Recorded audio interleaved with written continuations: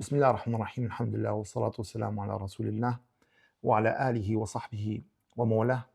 Salam alaikum wa rahmatullah. Bienvenue dans votre nouvel épisode de la série Bayt al-Mal Muslimin, la trésorerie publique des musulmans. Aujourd'hui, on va parler de Al-Amwal, les différents biens qui sont recettes de cet État.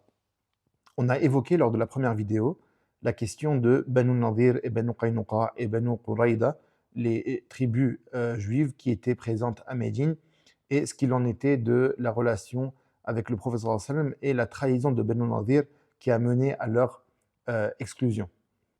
Et on a évoqué de la même façon que la première fois que l'argent fut entré dans Bayt al-Mal Muslimin, c'était celle de Abdullah ibn Jahsh. Et en l'occurrence ici, ils ont récupéré des armes et des marchandises sur les chameaux.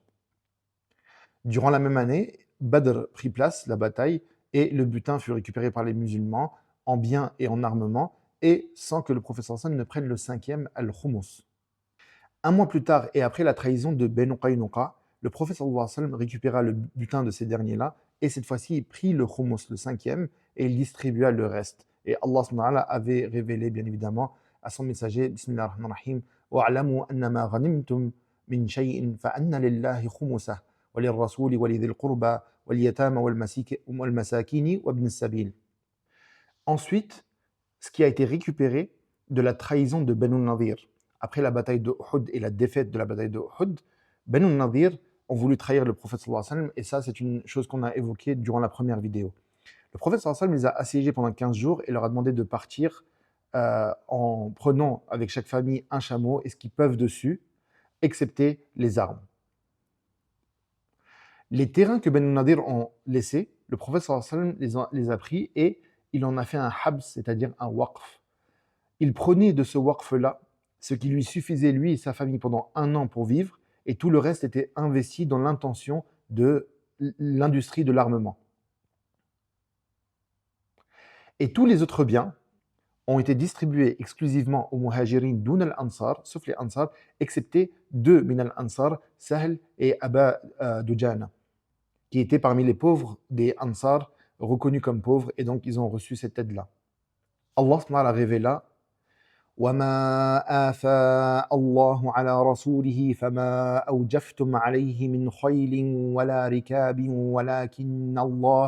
ولكن الله يسلط رسله على من يشاء والله على كل شيء قدير. Banu Qaynuqa, sujet clos. Banu Nadir, sujet clos. Vient maintenant Banu Qurayda, qui ont trahi le prophète sallallahu alayhi wa sallam en essayant de rejoindre les coalisés dans la bataille de Al-Khandaq. Dans cette bataille-là, lorsqu'il a récupéré le butin, il a donné 3 parts aux cavaliers et 1 part à l'archer.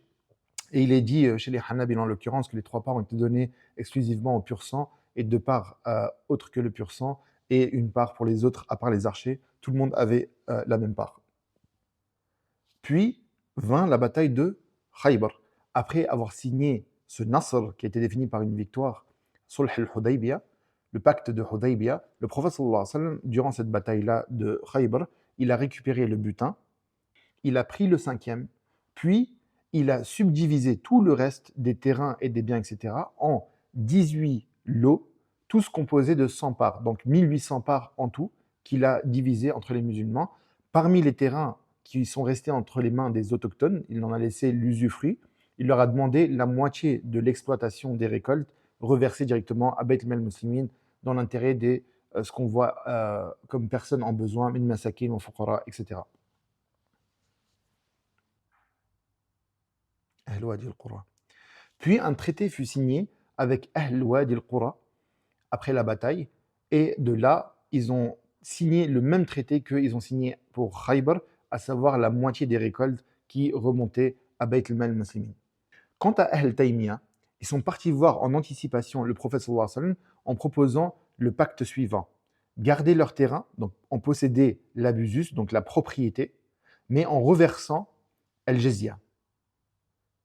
Puis vint la bataille de Hunayn après la libération de la Mecque. Et là, le prophète sallallahu alayhi wa sallam récupéra le butin et libéra les captifs, femmes et enfants, sous la demande de la délégation des Hawazin. Et lors de la bataille de Tabouk et le Hasr qui a eu, donc le siège de Khalid ibn Walid sur les chrétiens et les juifs de la zone, il a décidé, le prophète sallallahu alayhi wa sallam, de pardonner et d'imposer al-jizya. Puis sont venues les délégations de Najran et du Yémen. Ceux qui sont restés sur leur dîn ont payé la jizya, ont dû payer la jizya. Et ceux qui sont rentrés dans le dîn d'Allah subhanahu wa ta'ala, ils payent la zakat.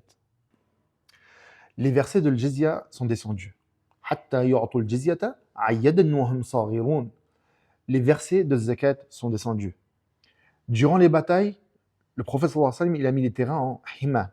Donc on va voir le hima, donc terrain en protection, sous contrôle de l'État, et ils ont été dédiés notamment aux chameaux, aux moutons, etc. de zakat. Ici, le premier, c'était celui de An-Naqa, qui était dédié aux chameaux de la zakat, mais aussi aux chameaux et aux chevaux qui étaient dédiés à l'armée.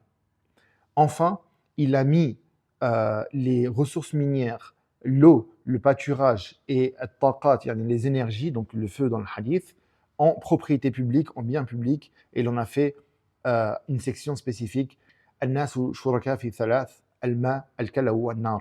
En analysant toute la sira du prophète sallallahu alayhi wa sallam, et en voyant ce que les califes bien guidés ont fait par la suite, لقول النبي صلى الله عليه وسلم عليكم بسنتي وسنة الخلفاء الراشدين المهديين من بعدي. Il y a une sunna spécifique aux califes bien guidés. Ce n'est pas les sahaba, ce n'est pas un ijma', ceux qui ont gouverné ont fait émerger des ijma'at très importants dans la partie de la politique légale. Et lorsqu'on a un istiqra, donc une lecture générale de tout cela, on arrive à la conclusion qu'il y a 12 ressources qui rentrent dans Bayt al-Mal al-Muslimin, qu'on va voir dans les épisodes prochains, ressource par ressource. أقول قولي هذا وأستغفر الله لي ولكم فاستغفروه تجدوه غفورا رحيما والسلام عليكم ورحمة الله وبركاته.